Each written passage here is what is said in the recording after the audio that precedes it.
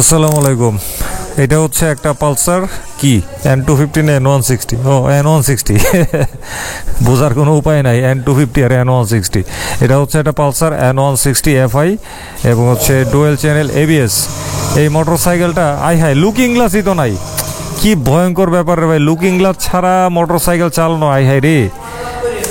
এটা দিছে সাহেব ভাই আমার চালাইতে, বলতেছে এটার মধ্যে নাকি কি সমস্যা আছে, বলতেছে আগে আপনি চালাই আসেন তারপরে আমরা বাকি কথা বলবো। এটা চলছে কত কিলোমিটার দেখা নেই। এটা চলছে 30,159 কিলোমিটার। গিয়ার দেই, বিসমিল্লাহির রহমানির রহিম। আল্লাহ রে, লুকিং গ্লাস নাই।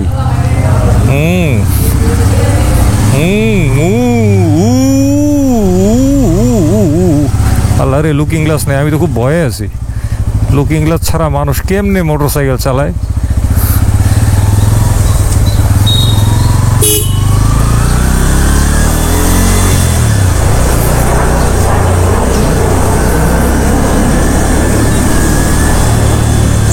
দুই নাম্বার গিয়ারে 30 উঠাইলাম।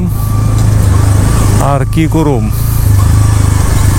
কি সমস্যা আছে কইলো সাহেব ভাই, আমি তো কিছুই বুঝতেছি না। এই রাস্তাটা একটু ফাঁকা আছে, বলছিল একটু জোরে টান দিতে।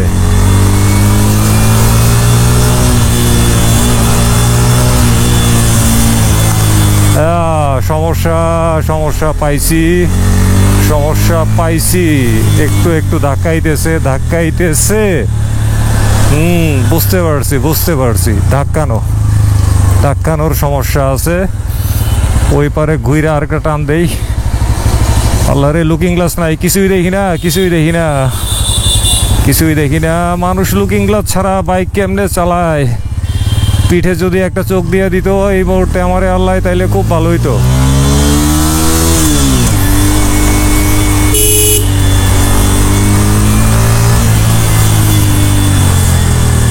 বাইক ধাক্কানোর সমস্যা আছে, খুবই সূক্ষ্মভাবে আমি সেটা অনুভব করতেছি। ধাক্কানোর সমস্যা আছে, বুঝছি। এই জন্যই সাহেব ভাই আমার দিছে এটা চালাইতে, বলতেছে এটার ফিলটা নিয়ে আসার জন্য। ফিল নিলাম।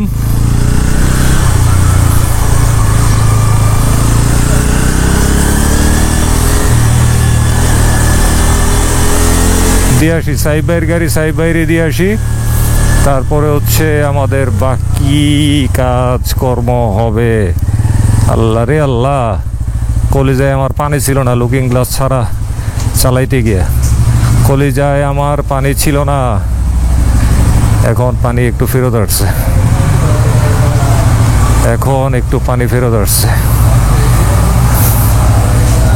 এই কই রাখমু এনেই থাক।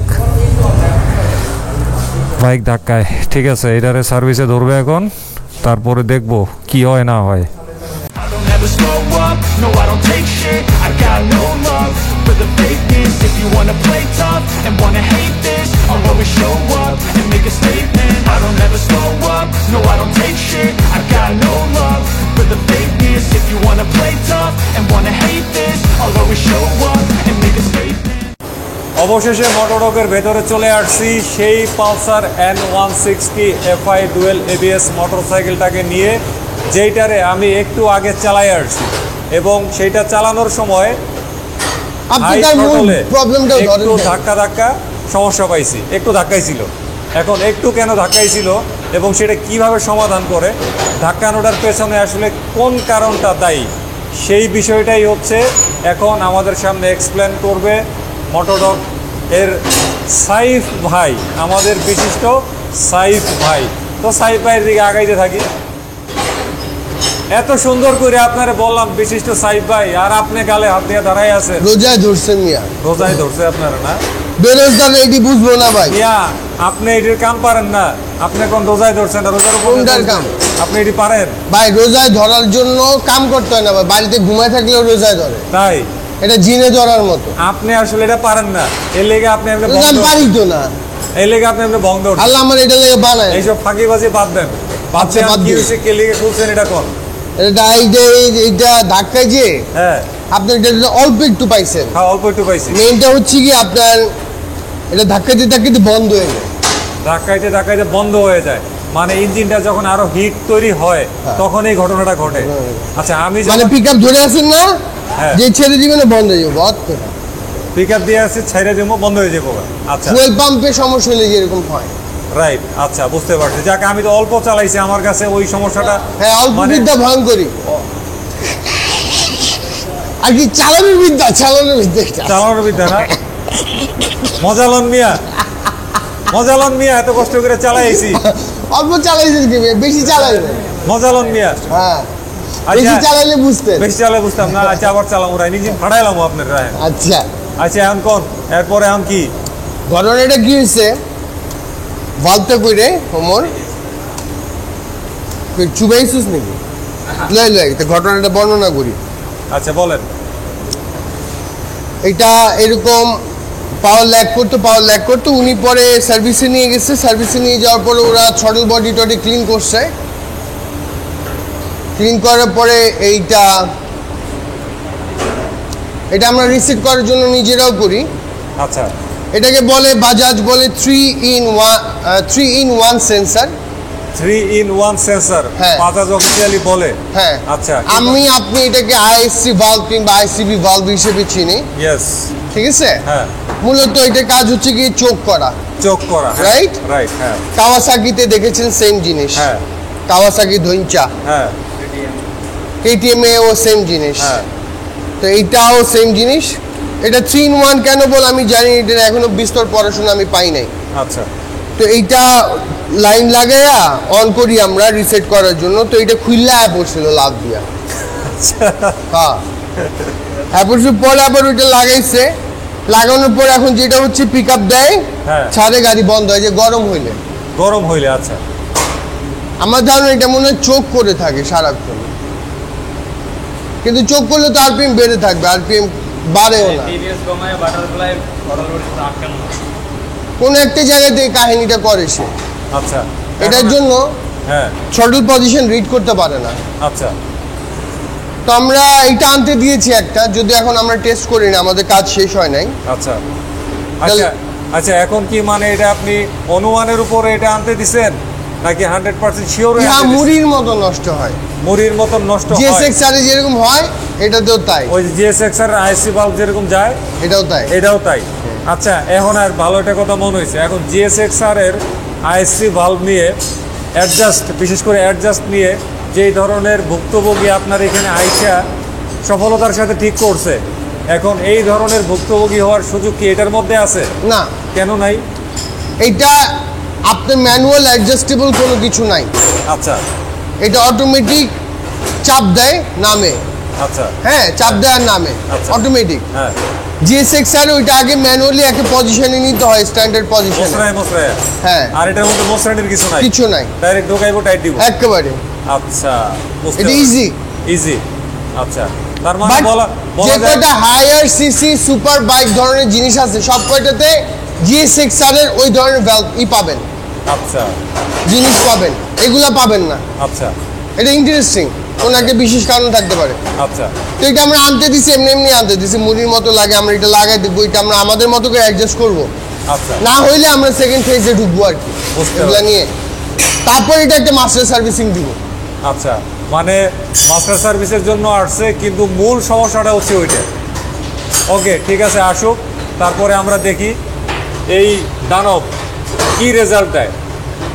আমরা তো আগেই শুনতাম না N160 আরপিএম নামে না, আটকায় যায়, গাড়ি ধাক্কায়, মূল কারণ এই শালায়। হ্যাঁ, মূল কারণ। অনেকদিন লাগলো বের করতে। এতক্ষণ এই মোটরসাইকেলের যে আইএসসি ভাল্ব, যেটা নিয়ে সাইফ ভাই আর আমি একটু আগে অনেকক্ষণ কথাবার্তা বললাম, সেই আইএসসি ভাল্বটাকে পরিষ্কার করছে। পরিষ্কার করার পরে এখন রেজাল্ট কি আসে সেটা আমরা দেখব। নতুন কিনলে তো কেনাই যায়, কিন্তু এইটারে যদি কাজে লাগানো যায় সেক্ষেত্রে অনেকটা ভালো, কাস্টমারের খরচ কমে আসবে। এবারে আমরা দেখি আইএসসি ভাল্বটা পরিষ্কার করে ফিটিং করার পরে রেজাল্ট কি আসে। হ্যাঁ, এবার স্টার্ট। ইগনিশন অন, দেখি। হ্যাঁ, ইগনিশন অন করছে। এইবারে হচ্ছে আমরা যাব স্টার্টে, সেলফ স্টার্ট। হ্যাঁ হ্যাঁ, স্টার্ট দেওয়া হয়েছে। আইডল আরপিএম জায়গা মতো আছে। এবারে জোরে থ্রটল দিবে, দেখি।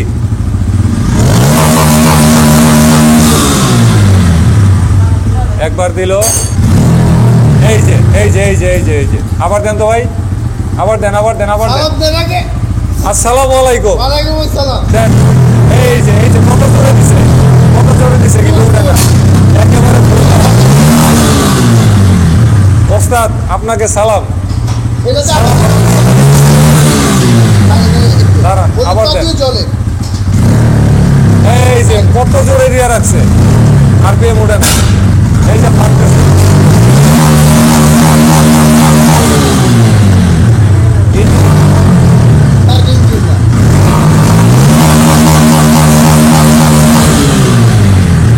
এই হচ্ছে অবস্থা। তার মানে ঘটনা দাঁড়াইলো যে আইএসসি ভালভ পরিষ্কার করার পরেও কাঙ্ক্ষিত রেজাল্ট আসে নাই। তার মানে এখন আইএসসি ভালভ রিপ্লেসেই যাইতে হবে। ও সরি, ও টিপিএস কে আপনার আইএসসি ভালভ কইলেন, ওই যে তিন মাথা ওইটা। আইসি ভালভ ছিল, এখন আর আইসি ভালভ না, সেই টিপিএস থেকে হচ্ছে। আচ্ছা, ওইটা আইএসসি ভালভে না, মানে আইএসসি ভালভ পরিষ্কার করার পরে,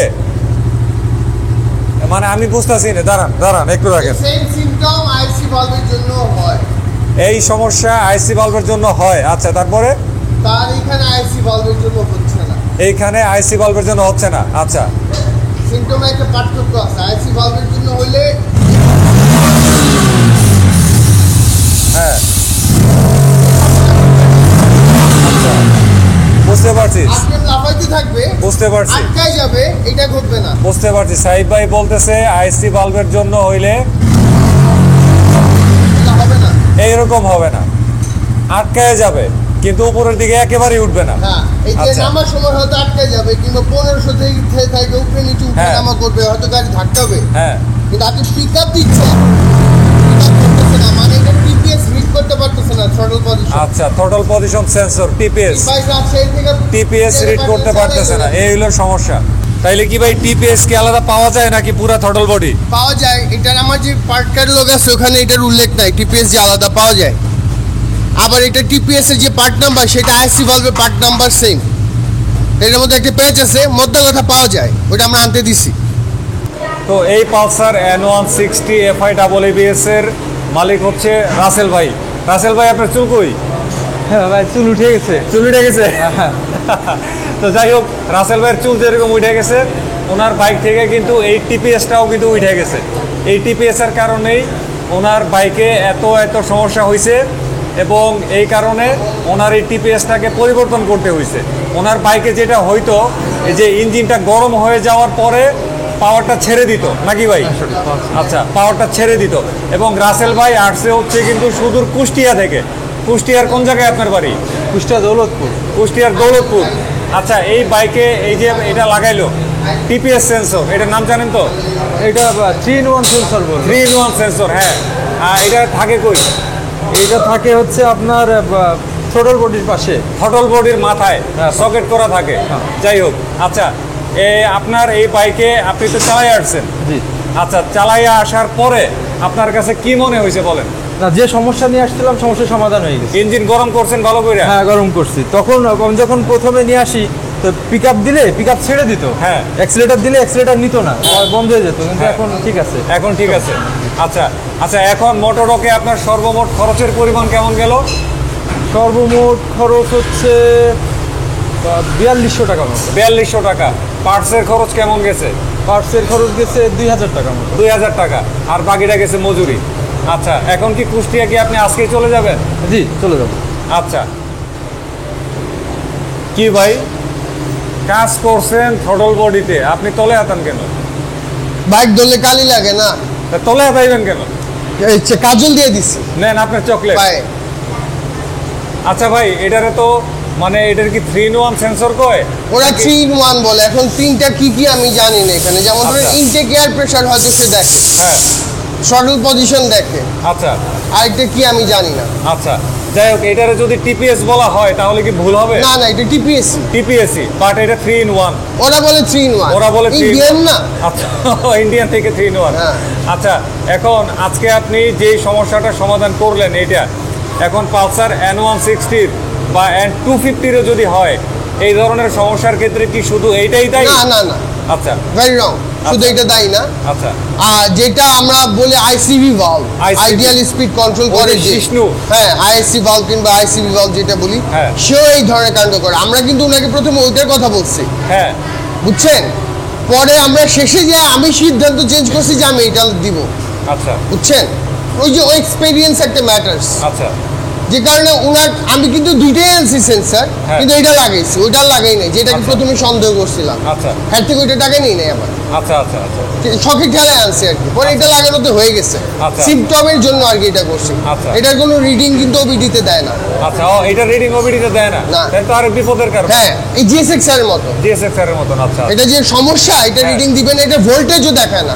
আচ্ছা এই বাইকটা তো অতি অল্প চলছে, অডোমিটারে কত আছে একটু স্টার্ট দেই আমরা। ওই যে জিগাই না কত চলছে, 30,000 ভাই, অনেক চলছে, অতি অল্প না, ও 30, আচ্ছা বাইকটা জুনা। তারপরও ভাই 30,000 কিলোমিটারে এটা চলে যাওয়া, এটা কি মানে আপনি নর্মাল না? অবশ্যই নরমাল। নর্মাল। সিবিআর এ যদি এটা চলে যায় 5,000 তো 30,000 এটা যাবে না। ভাই মারপেটেও তো বাচ্চা মইরা যায়, ওই কথায় কই লাভ না আছে? সিবিআর এ যায়, সিবিআর সবচেয়ে বেশি যায়, হ্যাঁ কথা সত্য, সিবিআর টিপিএস বেশি যায়। সে অনুযায়ী এটা কম, আসলে অত বেশি না। আচ্ছা আর বুঝতে পারছি। দামও বেশি না, 2,000 না 2,200 টাকা যাবে। আচ্ছা আচ্ছা এইটা কি N250 তেও লাগে জানেন মানে? আমি এখনো ট্রায়াল দেই না, N250 ইঞ্জিনে পার্থক্য আছে, সেন্সরে পার্থক্য নাই, আমি যতটুকু জানি। আচ্ছা। আমার কাছে ম্যানুয়াল আছে, চেক করতে হবে এটা। আচ্ছা আচ্ছা এখন এই ধরনের সমস্যা এইটা ছাড়াও তো হইতে পারে নাকি? হ্যাঁ আচ্ছা সেই ক্ষেত্রে কেউ যদি এই সমস্যা নিয়ে আসে তাহলে খরচের পরিমাণ মানে করতে পারুন না, কইতে পারবেন না, না দেখে কইতে পারবেন না। ওনার থেকে 2,500 টাকা নিচ্ছি। 2,500 টাকা কি গায়ে লাগে না মনে করেন? 2500 টাকা হলো পার্টস, না সার্ভিস চার্জ। ও সার্ভিস চার্জ 2500, আর বাকিটা গেছে হলো পার্টস। তো এতটুকুই ছিল আজকে মোটরডগ থেকে Pulsar N160 FI double ABS এর এই ভিডিওটা। আশা করি যারা Pulsar N160 FI double ABS মোটরসাইকেলটা চালান তাদের জন্য অনেক শিক্ষণীয় দিক নির্দেশনামূলক ভিডিও হয়েছে আজকের এই ভিডিওটা। এরই মধ্য দিয়ে বিদায় নিয়ে নিলাম আজকের এই ভিডিও থেকে। সবাই ভালো থাকবেন, আল্লাহ হাফেজ, আসসালামু আলাইকুম।